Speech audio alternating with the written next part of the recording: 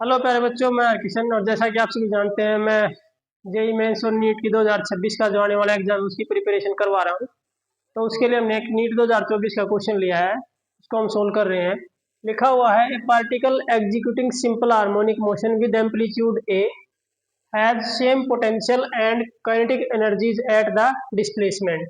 मतलब उसकी potential energy और काइनेटिक एनर्जी किस डिस्टेंस पर या किस डिस्प्लेसमेंट पर सेम होंगी, हमने वो डिस्प्लेसमेंट फाइंड आउट करनी है। तो हमने एक स्प्रिंग मास सिस्टम ले लिया, एक स्प्रिंग से एक मास एम कनेक्टेड है, उसको हमने यहाँ स्ट्रेच करके रिलीज कर दिया, तो वो इस तरह से ओसिलेट करेगा, सिंपल हार्मोनिक मोशन करेगा।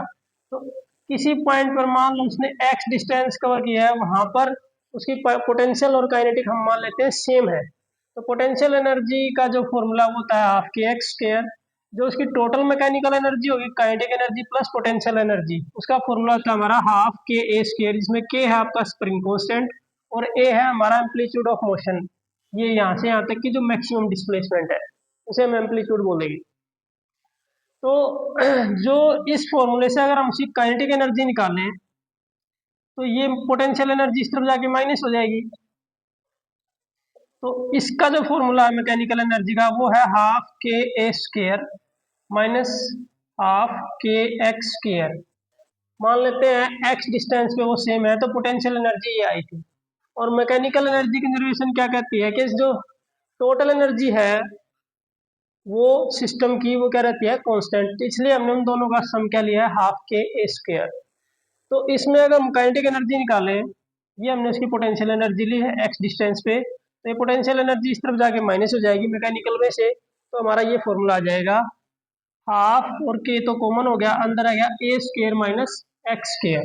तो हमने माना है कि एक्स डिस्टेंस पे वो दोनों सेम है। ये हमारी काइनेटिक एनर्जी आ गई और ये हमारी थी पोटेंशियल एनर्जी। दोनों को इक्वेट करेंगे, हाफ के x square equals to half के a square minus x square. ये आपका हाफ के से हाफ के कैंसिल हो गया, x square equals to a square minus x square, ये इस तरफ जाएगा तो two x square equals to आ गया ए स्क्वायर। तो एक्स स्क्वायर आ जाएगा ए स्क्वायर बाई टू। तो एक्स हमारा आ जाएगा a divided by root two. दोनों तरफ जब हम स्क्वायर रूट करेंगे तो इस तरफ स्क्वायर कैंसिल, इस तरफ ए का स्क्वायर कैंसिल, तो ए बाई रूट टू। तो ऑप्शन सी हमारा क्या रहेगा, करेक्ट रहेगा।